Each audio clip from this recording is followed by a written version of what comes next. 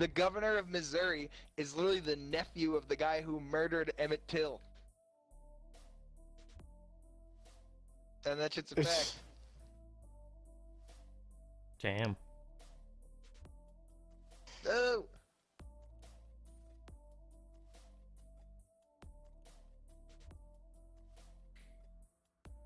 Who's Emmett Till? Should I know Emmett who Emmett Till's Till is? 14-year-old black. Thank you for taking my bait. Emmett Till's 14-year-old. I was just waiting for someone. You know, my history lessons are just waiting to kick in.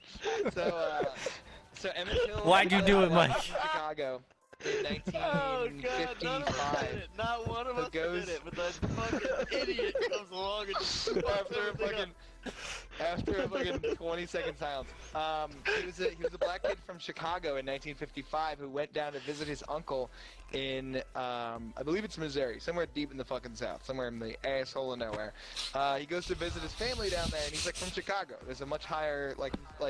The Great Migration was 30 years before that, so there's a sizable black population. They're a little bit safer. He's more like... Alright, you're basically doing a Bateman story right now. Just give me the facts of it, please. So essentially, a woman behind the counter, when he was at the market, claimed that she whistled at him, or that he whistled at her, and then her husband knocked on the kid's door in the middle of the night and said, like, come with us, and literally kidnapped him, and then they found his body murdered, like 3 days later. And then in the trial, it took the jury 3 hours to find them not guilty of like murder. And then like after that, he literally came out for like $5,000 to like some magazine and was like, "Yep, I did it." Like literally just absolute scumbag. The kid was like 14 years old, but his mom insisted on having an open casket funeral, which really started the civil rights movement. I mean, if you're not gonna count Brown versus Board of Ed as like this is definitely one of the contributing factors, the fact that like this kid's face is like on the newspaper and he's like very clearly super young, and it's an open casket funeral. But yeah, so this guy who fucking committed the murder, his nephew right now is the fucking governor of Missouri, which is awful. We live in the most boring dystopia, and I can't wait to die. The more you know. So is that like look at it this way. one of your lessons You're alive. summed up pretty quickly? Yeah, I mean, well, there's the lessons, it's like, now we Including the I can't wait to die part? Well, I saved that shit for the one-on-one conversation. I end every But lesson with, I've dropped and a I couple hope... I can't wait to die in front of my class before. So I've been wanting to make this for a while now, and that is the Matt Rage montage.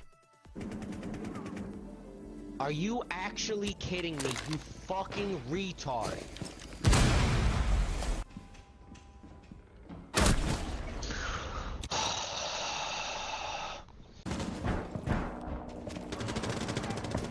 You have entered an enemy controlled area.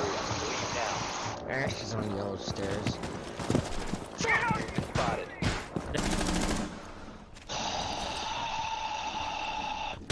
Can't win. They're in the room. Fucking non-stop. Great. I don't get it. I don't understand this game. Are you kidding me? I gotta see this angle. What angle did you have? Op 4 is securing the What the biohazard fuck? container. One friendly operator remaining. I have to watch this. Oh, he's so Can you watch it? All friendlies There was were a hatch eliminated. there. Oh, it's like I've been playing this game for fucking years. I don't know the fucking rotations. On me, I'm getting interrogated. How did she know I was there? I'm on the first floor, dude. I can't stand this fucking game. She's half health. Dude, what is glass? What the fuck was that? Dude, every single time I get shot in the head. Every fucking time. Dude, he shot me in the knees and he got a headshot.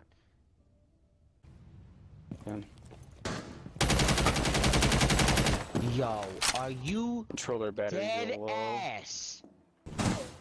Why was he just... Don't peek him, man. Just wait till he runs in.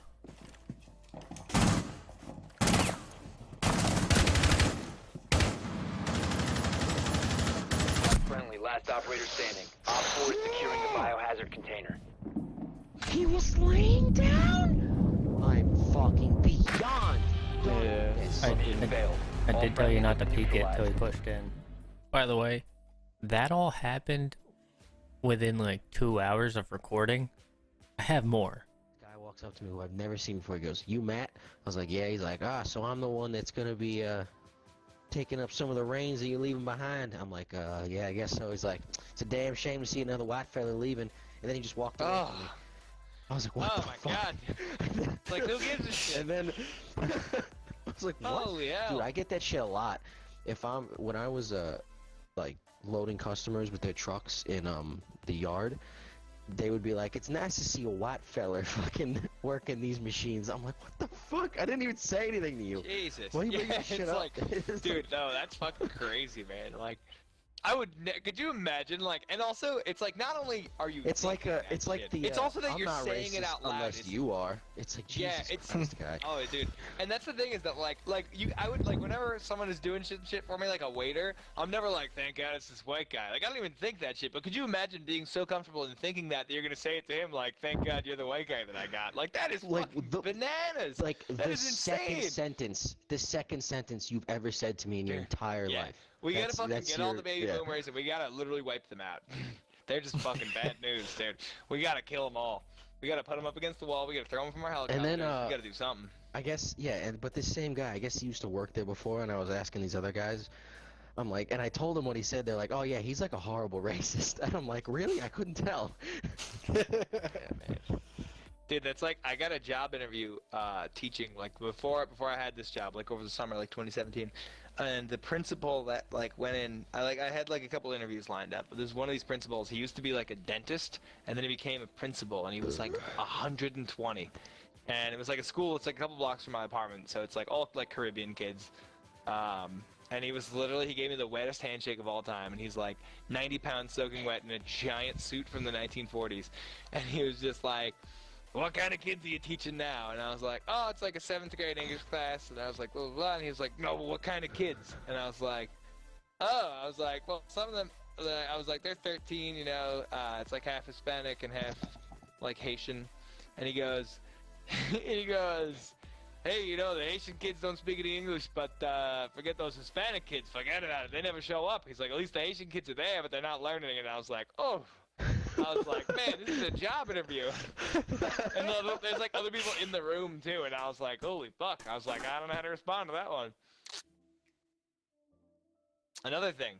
So I went to my boss's retirement party. I think this is strictly an old person thing. This level of like blatant over the top like racism.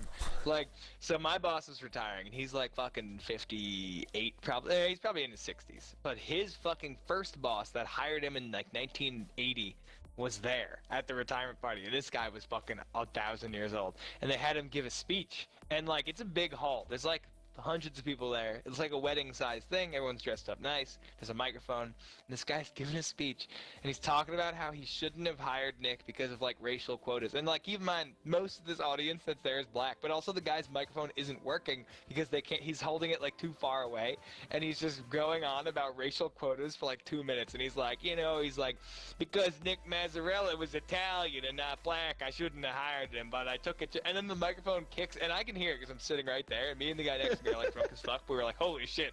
We were like, this is unreal. This guy's really lucking out. The microphone kicks on when he goes like, but I took a risk and it was all worth it in the end. And everyone starts applauding. And I was like, dude, but the first part of that sentence was like, I should have hired some black or Mexican, but I took a risk and it all ended up paying off in the end. And I was like, dude, holy shit. And the rest of his, I don't know. No one knew that this guy was like saying some heinous shit. I'm pretty sure maybe they did it on purpose, honestly. Like they got a copy of the speech beforehand and were like, yeah, turn on the mic in about 34 seconds. It was fucking unbelievable, though. I got a brand new pair of roller skates. You got a brand new